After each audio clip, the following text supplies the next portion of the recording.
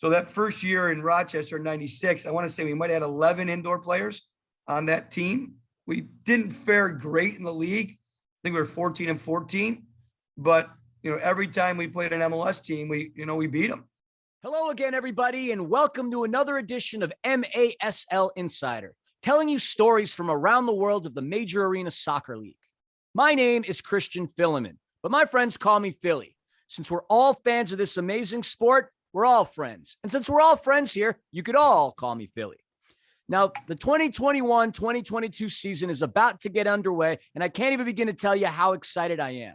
Our favorite MASL teams are back in action, much to the joy of all the fans. It's been far too long, and the first set of matches are right around the corner. We want to welcome the Chihuahua Savage to the league. And, of course, we want to welcome back all the teams that sat out last season. You were missed, and we're happy to have you back. To the clubs sitting out this season, can't wait to see you in the upcoming year. On today's episode of MASL Insider, we're going to be having a conversation with a man who has spent several years in this game as a player, a coach, a GM, and as an owner. Swiss Army knife of responsibilities, if you ask me. Our guest grew up in Syracuse, New York, where he's a Parade Magazine All-American as a high school soccer player. His achievements brought him to NC State, where as a member of the Wolfpack, he played in the Final Four. Selected in the second round of the 92 MISL draft, our guest was Rookie of the Year. In his time as a player, he has hoisted up several trophies, including a U.S. Open Cup. After his playing days were over, he operated as a coach, a GM, and as an owner.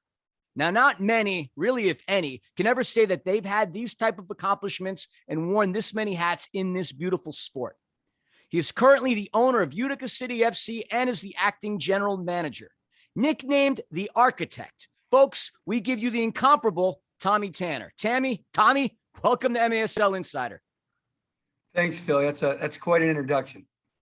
I appreciate that. You've got quite the accolades. So for those who don't know, I always feel like they need to know because I think it's pretty cool.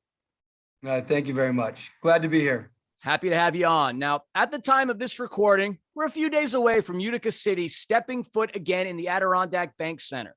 It's been a little while since we've seen UCFC in action. How excited are you to get the team back out on the turf again? Well, I think it was like March 13th when the season got canceled of 2000. Was it 20, Philly? Yep, 2020. Yeah, and no, we're really excited. We, unfortunately, weren't able to play last year. We didn't really have much choices, but training camp. We're into our second week of training camp. The guys look great, and we're really excited to bring in the Cleveland Crunch, the M2 champions, in here on Sunday and have an exhibition game with them. I know you as well have some history with the Cleveland Crunch, which we're going to touch upon a little later. And I have so many questions to ask you about Utica City. But first, I want to talk to you, Tommy Tanner, the person and the player, really quickly. Now, you grew up in Syracuse, New York, a town that most people associate with basketball and football, thanks, of course, to the university. Now, how did you come across soccer, and who are some of your major influences growing up as players and teams?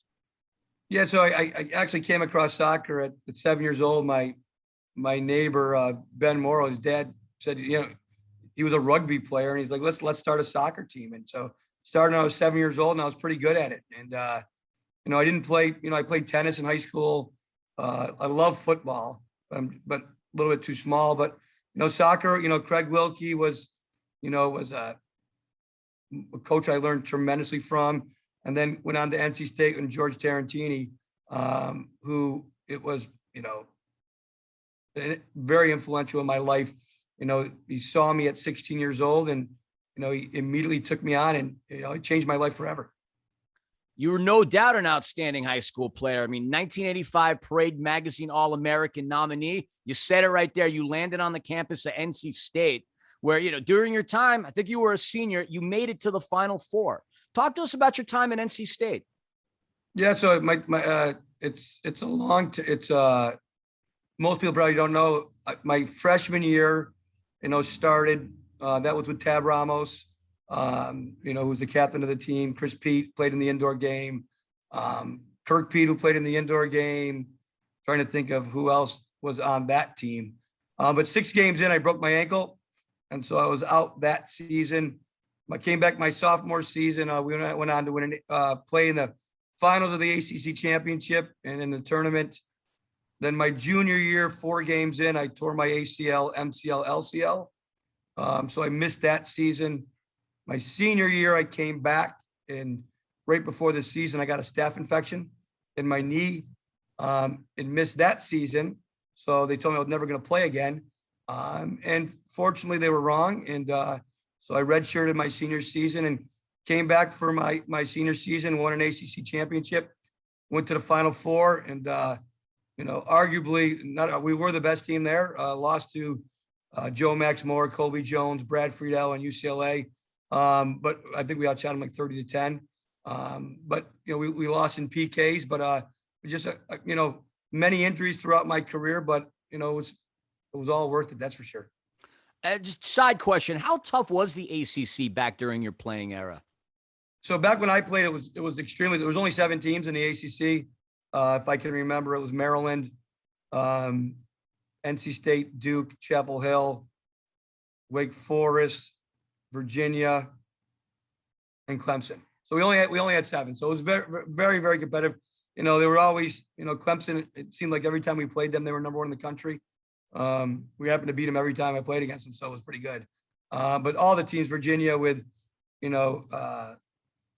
all their players, Jeff Agus and Galnovich and all those guys. So some really great players in that league. Yeah, and some outstanding talents, outstanding sports in the ACC. Heck of a conference. Now, you graduated with a degree in business from NC State, and then you get drafted in the 2nd round of the MISL by the Cleveland Crunch. Now, talk to us about what happened on draft day, how you felt being selected by the Crunch. Was it a surprise to you? Walk us through that day. That was a very nervous day because we were there. We were actually, I think it was in Baltimore, I believe. And I think we had a game, if I don't recall. And then, the next day you came in the morning and they started the draft. And so there was, I want to say there was 8 teams. Yeah, because I was the 11th pick of the draft to Cleveland. So the 3rd pick, I think they picked Scott Cannon. And then it came to me with the 11th pick, and Al Miller, selected me. I was really excited, very nervous, I watched the NBA draft and all, and the NFL draft, and those guys who are sitting in those, in that room for, you feel terrible watching it. I was the 11th pick and I felt terrible. Like, am I going to get picked? So it was pretty interesting. When I watch those NFL guys, they don't get picked on the first day, you're like, I knew what that felt like. And I'm sure it's a lot worse for these guys. It's interesting, that fork in the road that you hit, because you got drafted, and we're going to talk about that in just a second. But let's play the imaginary game for a second. Let's just say the draft occurred, and then that you were like one of those NFL players that didn't get selected. What would have been your other course of action had the Crunch not selected you? That's a great question, Phil. I'm glad it didn't happen. So I don't really know. I would have probably tried to go on. I had a stint, one time I got called up to the national team. So I had that. So, so my goal was, back in the day though, when Cleveland drafted me, there was really no outdoor league. So all the best players, Preki, Hector Marinero, Zoran Karic, all these guys, they only played indoors. So it wasn't like, as it is today, where a bunch of rookies make the league. I think that year there was only like maybe 7 rookies that even played. So, and the season was much longer back then. It was a 44-game season. So it was a little bit longer. Yeah, it's about double what we have now. That's crazy. I know a lot of fans would still love to go back to that format and to see more games. Not sure that the players would want to play as many games. Injuries could occur. But, again, the fork in the road, it happened right. You got the MISL Rookie of the Year in 92. But what I want to ask you about, though, is that first goal you had, not indoors, but outdoors. June 29th, 1991. You squared off against one of the Dutch Big Three in an exhibition match. You played against PSV Eindhoven, a team managed by Bobby Robson at the time, a team that won the Eredivisie that year, a team that featured Romario and George Popescu, just to name a few. Walk us through how the goal developed and talk to us about how that goal felt for you as a player. Well, truly, I made the Cleveland Crunch because of the outdoor game. They played PSV in a 3-game series, and they didn't invite me for the first one. I'm not sure if they didn't invite me or I couldn't make it or whatever, because the season didn't actually start, and they lost 4-0 to PSV, and I think it might have been in Cincinnati. And then they came back to Cleveland to play them. They brought me into the game, and we won 3-1. I happened to score a bicycle kick. Was the goal. It was kind of more like a tricycle kick. But it was over the top, and it was an unbelievable feeling. To for them to lose 4-0 and then me go in and play and win the game 3-1 the next game. Truly, I didn't have a great camp when I got there, because obviously indoor is really difficult when you first go on, and you have, I want to say they took two of us that first year, myself and Lendl, Ivan, Lendl something, and I was probably there for a month and a half before I actually made the team. Every time I thought I made the team, I'd call home, how'd it go today? Well, first of all, I said, how'd it go today? I said, Dad, you won't believe it. Everyone smokes. Like the whole locker room was filled with smoke back in '92. And he goes, really? I said, yeah, like 10 guys are smoking in the locker room. And how things have changed in today's age. But they would bring in guys, you think you made it, you made the cut, and then it'd bring in more guys. And the Canadian Soccer League would come in. But fortunately, I was able to hook on. And truly, I think it was because of how well I did in those two outdoor games. Did you get a chance to meet Romario or George Popescu or even Bobby Robson? No, I don't think so at the time. Gotcha. Now, you had an outstanding season. Obviously, you won Rookie of the Year. But interestingly enough, the MISL folded, and the Crunch were forced to join the NPSL. How did that news affect you, the team, and what was it like transitioning from MISL to the NPSL? It was really interesting, obviously, and we didn't know for a second. We pretty much, Cleveland, we had George Hoffman and was our owner, and Al Miller, our general manager. They were fabulous. George was a fabulous owner, and Al did a tremendous job of keeping the team together. But we knew as soon as it folded, we knew we were going to the NPSL. So it wasn't like we didn't have any idea. We had to negotiate new contracts and stuff like that because there was a players union in the MISL and there was none in the NPSL. But it was exciting. It was exciting and fun. You had success in the league. You played a lot of matches. You scored a lot of goals. You hoisted a few championships. What were some of your favorite memories as a member of the Crunch during your run with them? Well, I think obviously my first championship in '94 was, and I'm sure you've seen the game. And we played in front of almost 14,000 people at Cleveland State University in Game 4 against St. Louis, and went to double overtime. Hector Marinero scored the game-winning goal, and the city went berserk. That night, I love Cleveland. There was 14,000 in the Gund, 14,000 at CSU watching our game. There was 25,000 in the Gund watching the Cavaliers play, and just down the street from that, there was 42,000 at Jacobs Field watching the Indians play. Like almost 80,000 people watching sports fans that night in Cleveland, and then we won, and it was terrific. That was probably my favorite championship was '94, and how nerve-wracking it is. But then we won in '96, we won in '98. We never won back-to-back. It's really difficult to win back-to-back. We played in a bunch of them. I played in 6 in Cleveland, won 3. And I played in, 7 outdoors and won 4. It was but I don't think I ever won back-to-back. There was one year where I could have won 4 championships in a single year with the US Open Cup and the 2 indoors and 1 outdoors. But I think I got 2 or 3 that year. So it's pretty exciting. That's still pretty darn awesome. 2 or 3 trophies. Yeah. And some players, I'm looking at, people like I grew up worshiping, like a Patrick Ewing for the New York Knicks. There's a guy who never saw any trophies during his pro run. You managed a couple in a season. Really cool. But in addition to the Crunch, you also played on the Rochester Rhinos, a very historic franchise. You told me a couple of bits of information prior to us having the discussion, but I still wanted to ask you. You played a while there. You captained the team. You did win a few trophies.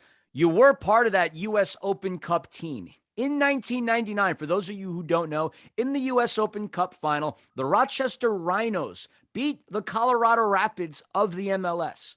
A team that featured U.S. Men's International Marcelo Balboa and current SKC manager Peter Vermees. A truly historic achievement. We had that conversation, but talk to us about the lead up to that match and how that match went. Yeah, so I mean, the U.S. Open Cup, and I don't think people give the indoor players as much credit as they should. And in '96 was our first year in Rochester. It was also the first year of the MLS. So we had a choice. Do we try to go play in the MLS, or do we continue to play indoor outdoor? You know, and I chose the indoor outdoor route along with a bunch of other. So that first year in Rochester in '96, I want to say we might have had 11 indoor players on that team. We didn't fare great in the league. I think we were 14 and 14, but every time we played an MLS team, we beat them.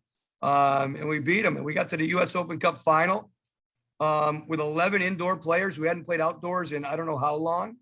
And we lost to DC United. They had Marco Echeverri, Raul Diaz Arce, and Moreno. We probably could have played them 50 times and never beat them, but everyone else we could beat in the MLS. So I mean, it was we couldn't beat DC United, but we could beat all the rest. And it was to me, it's when you go from indoor to outdoor, there is so much time on the ball. It makes the game so much slower, so much easier for you. I mean, you look at Bernardo Forbes, who played with me in Syracuse for so long, and how well he's doing outdoors. The player from Ontario, and I can't remember his name, was Adrian Perez. Adrian Perez, right? How well he's doing. I mean, I think that that it's an outdoor player going to play indoor, but a really good indoor player going to play outdoor. It translates really well, and I wish the seasons would allow that you could play indoor and outdoor again, like it used to be. Yeah, from what I do know, as far as like Adrian Perez is concerned, like I'm very familiar with LAFC being in the LA area. I cover LAFC as well, and I know they're very focused on making sure that those players walk just that line. So you're walking LAFC, you're not suiting up, you're not doing anything else. It's not obviously as open as USL would be, where you can go to a USL team and play that while at the same time playing in the MASL.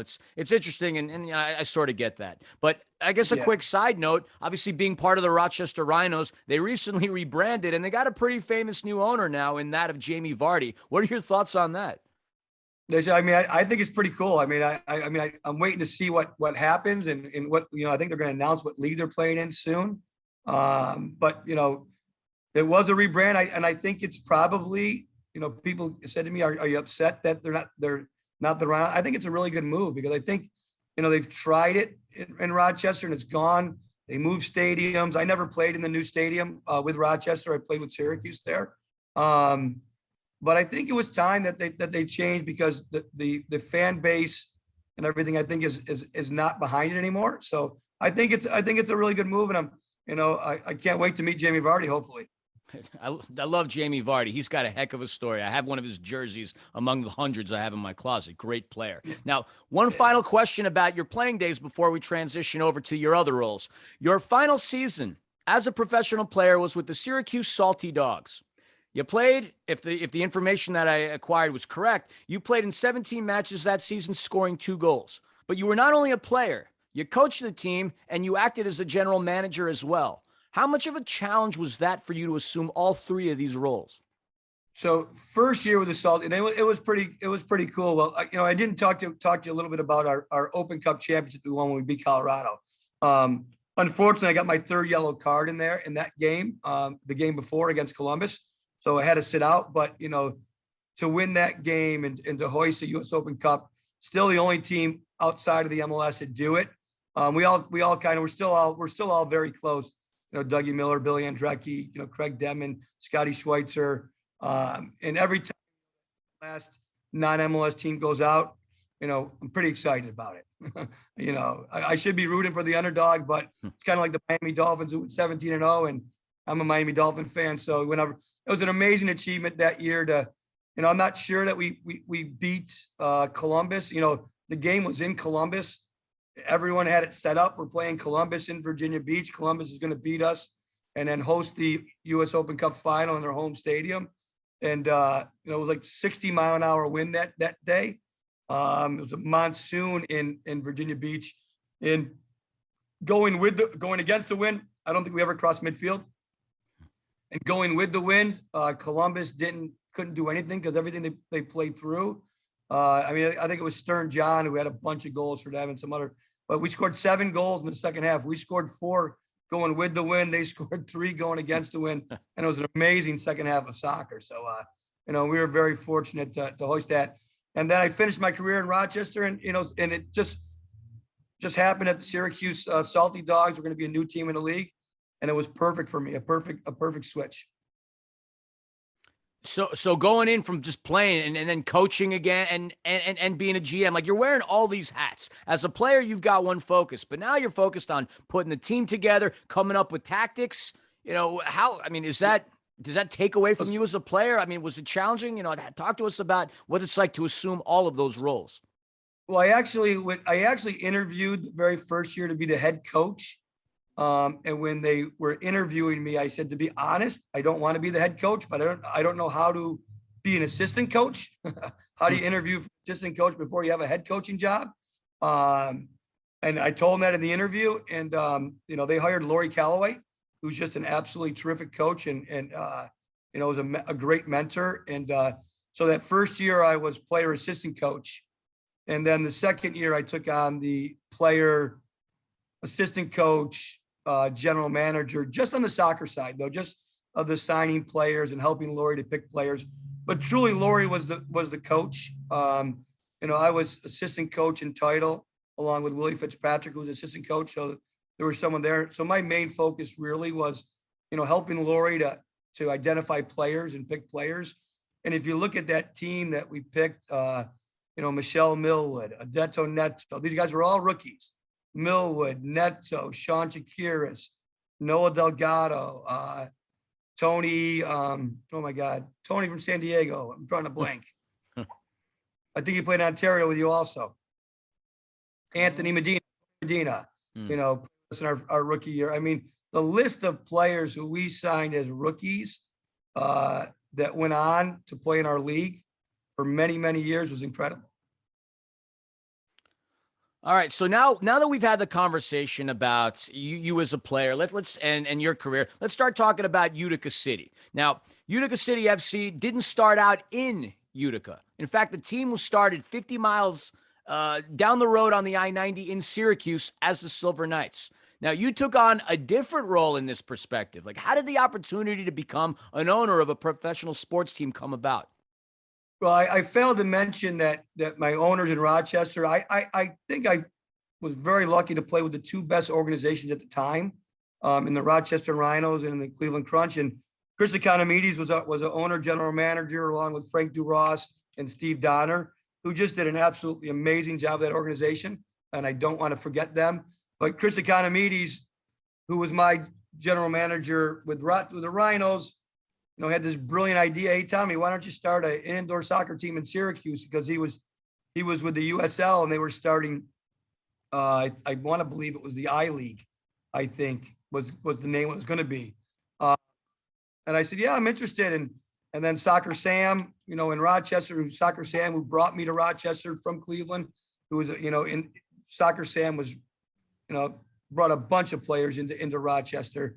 He said, I'll get a team. I said, we'll get a team. Norfolk got a team, and we only had 3 teams. So we're like, what are we going to do? And the USL convinced the MASL, I think it was MASL 3 maybe at the time, to bring their 4 teams with us. And so I went out, found individual investors, was able to fund the team, and we started a team in Syracuse. Wow. You not only own the team, but you manage the Silver Knights from 2011 to 2016. Your first 2 seasons were challenging, missing the playoffs, but then the team started to get better, making it to the division semifinals and then the division finals. Every season you kept building and building. I know this question is going to encompass several years at the job, but talk to us about your time as a head coach of the Silver Knights and what were some of your more memorable experiences and perhaps what were some of the worst? The worst probably is losing to Baltimore every year in the playoffs. That's for sure. But it was challenging to try to be the head coach and do all the other things in a small organization like we were doing.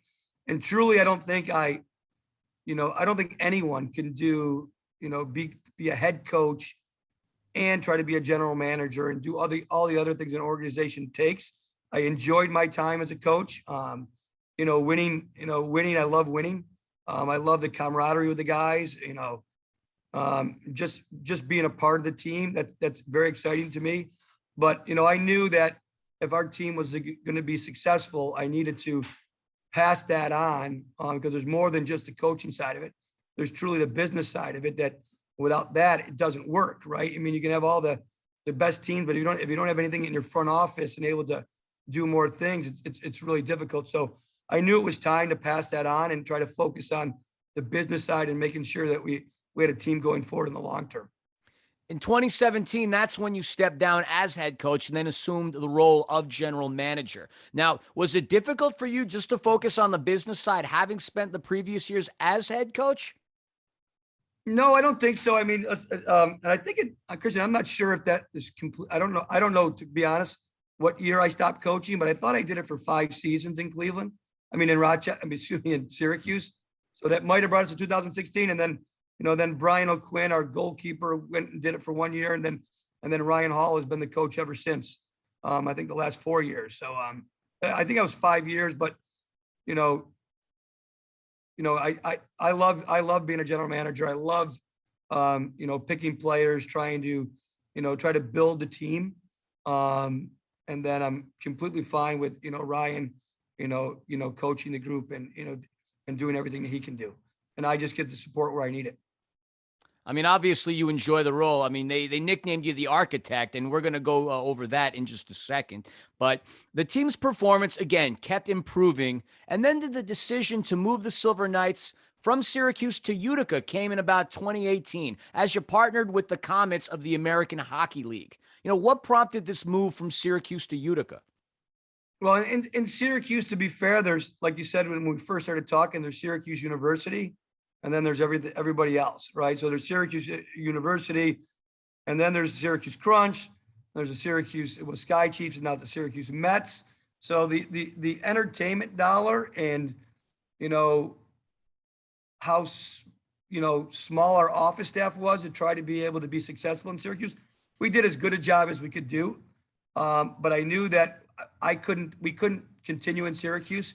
So I needed to find a way to be able, if we wanted to go forward, to find a better option. And, Frank Duras, who was my owner in Rochester with the Rhinos, was also a part owner here with the Comets.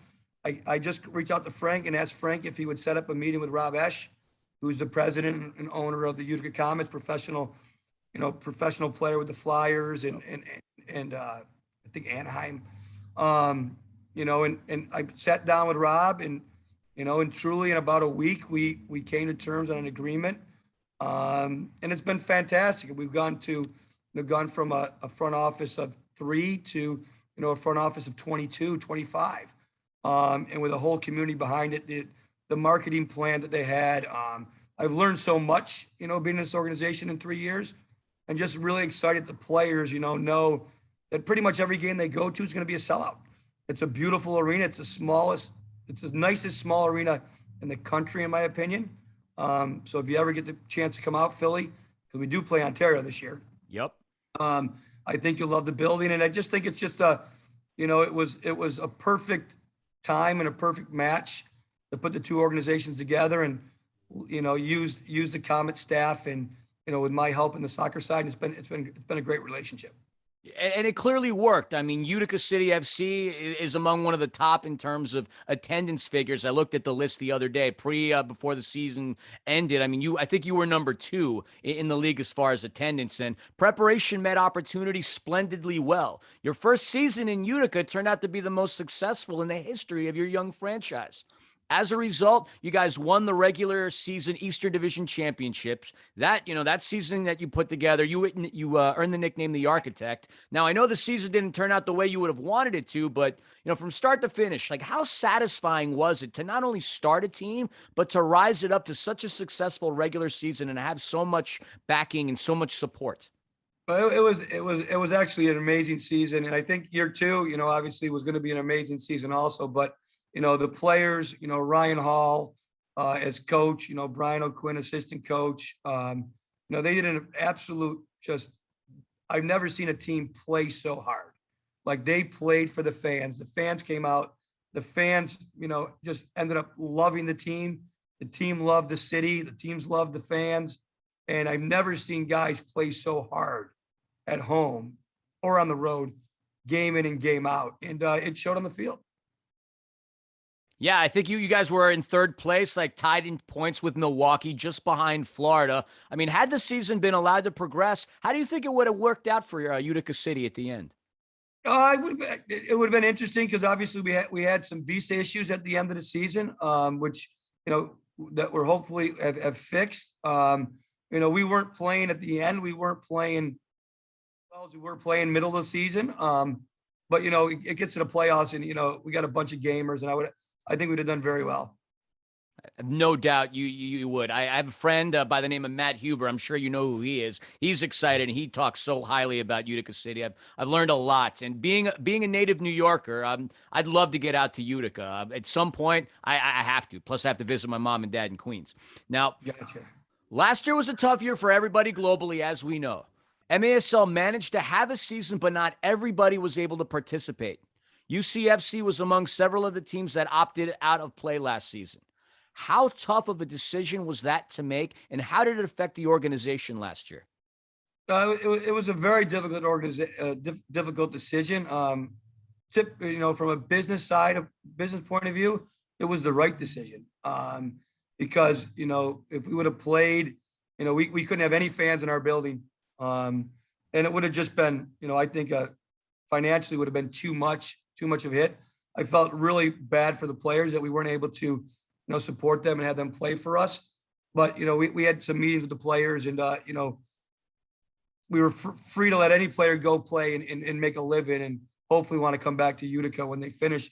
And a few of them did, and a few of them are back, obviously. But I think from a financial point of view, we made the right decision.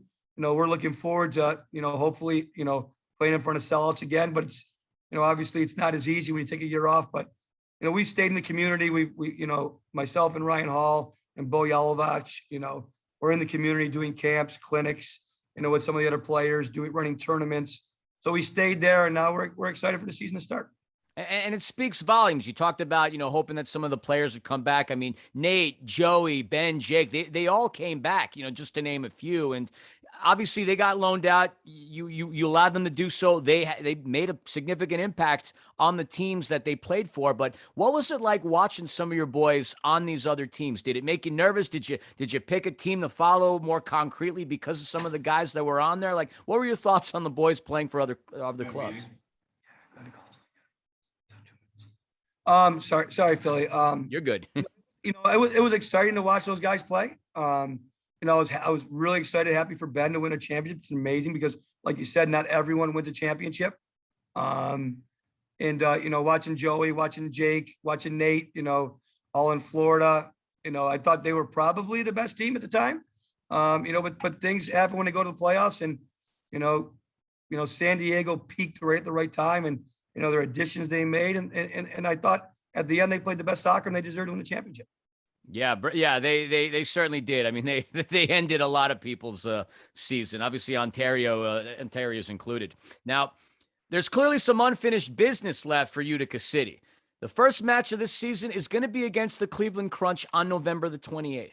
Now, this is obviously a different variation of the club that you once played for, but what are your emotions going to be? Not only because it's been some time since Utica City FC took the field, but you're going to be doing it against a team that you no doubt were a big part of their history. I'm excited. Actually, the Crunch reached out to me and see if we wanted to go play like in Cleveland during our season, and I said I don't think it'll happen, but we do have an exhibition game on our schedule without an opponent, and would you be willing to come up? And they immediately said, yes, we'll be willing to come up. And I talked to, their front office and, Lewis, their coach, and Lewis Kostelka is a coach, but his father and me go way back. He was our equipment manager, every guy for all my years with Cleveland. So it's exciting that, hopefully he gets to go up to the game and, get to play against the Crunch again. That's so awesome. I said it earlier, like during your intro, you're practically a Swiss Army knife as far as expertise and experience is concerned. Player, coach, GM, owner. Not many people, again, in the world can stake that claim. Now, what has it meant to you personally to have given so much to this sport and to have so much been given back? I'm thankful every day. I'm thankful that, I'm 53 years old and I'm still really, involved in the game. And, I'm thankful to Utica, the organization and the Comets organization who's helped us, because it truly, I think we are kind of like the model franchise in the way, if you want to really be successful, you need to, we don't have enough games, and find ways to partner and get more games onto our season to be able to make more money, to generate more money, to generate more staff. So I think our model in Utica is a really good model, and hopefully we'll be able to get some more teams in the league following this model. Been seeing that you guys are busy. Like, I've seen the signings that have been coming through. Now, what are your thoughts about coming into the season? Like, how competitive are we going to expect Utica City to be? No, we'll be very competitive. Extremely, we're looking to win a championship this year. So, and I mean, the guys are playing really well, but, really, we want to win a championship here in Utica. The fans want to win a championship, and we're excited to, do everything we can to do that. Looking at the season ahead, what team or teams are you guys circling on the calendar? Like, which matches are you looking forward to the most? Well, I mean, I think everyone will say they probably have the hardest schedule in the league, but I think if you look at the schedule, Utica probably does, with it playing San Diego, home and away, Ontario home and away, Baltimore 4 times, Milwaukee, Florida, Baltimore 6 times, Harrisburg, 6 times. So, I mean, if you look at our schedule, it's probably the toughest one. I'm looking forward to the home opener against Florida. Number one, obviously our first one, but Florida's gonna have a great team this year. They have the last 2 or 3 years been, one of the top teams in our league. And then, I'm looking forward to San Diego and an Ontario. I'm looking forward to Chihuahua coming to Utica to play, from Mexico in their first year. So, and we're looking forward to being able to travel back to San Diego. We've never been to Ontario.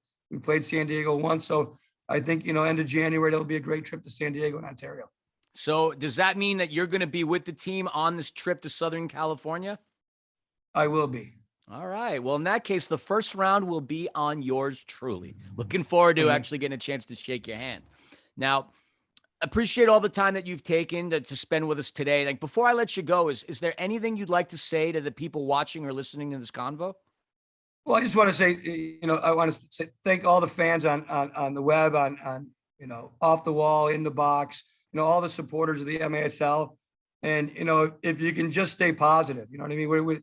The league is going in the right direction. It's going to take a little bit of time, but, our new, leadership under, Keith Tozer as a commissioner, and JP and Shep, as a chairman, and JP as director of communication, we're going in the right way. And, they're going to bring us the right way. And, it'll take a little bit of time, but, I'm really excited for the sport of indoor soccer going forward. I share those sentiments. I'm excited too. I love this sport. It's funny. I went to a scrimmage the other day for the Fury, and having spent the last 7 months watching MLS, I had to recalibrate my mind into actually watching a faster paced game. And I found myself enjoying a practice far more than I certainly enjoyed LAFC's final game of the season. But Tommy, again, thank you so much for your time. Just wanted to say all the best to you and good luck to you this season. Hey, Philly, thank you for all you do. Thank you, your wife, for, you guys do a great job on your guys' broadcast, and excited to be a part of it. Thank you. We certainly appreciate that. And we're definitely looking forward to getting a chance to meet you. Now, folks, thank you so much for stopping by for another episode of MASL Insider. Please make sure to subscribe to MASL on all of your social media platforms and click those notification buttons so you can be alerted at any time the league puts out a video or has an announcement. We will be back throughout the course of the regular season because we have a bunch of amazing guests lined up for the show, so please stay tuned. Good luck to all of your favorite teams, and we can't wait to see y'all back in the arena. This is Christian Filliman, Philly, as you all know me, signing off. Thank you very much. Hang on one second, Tommy.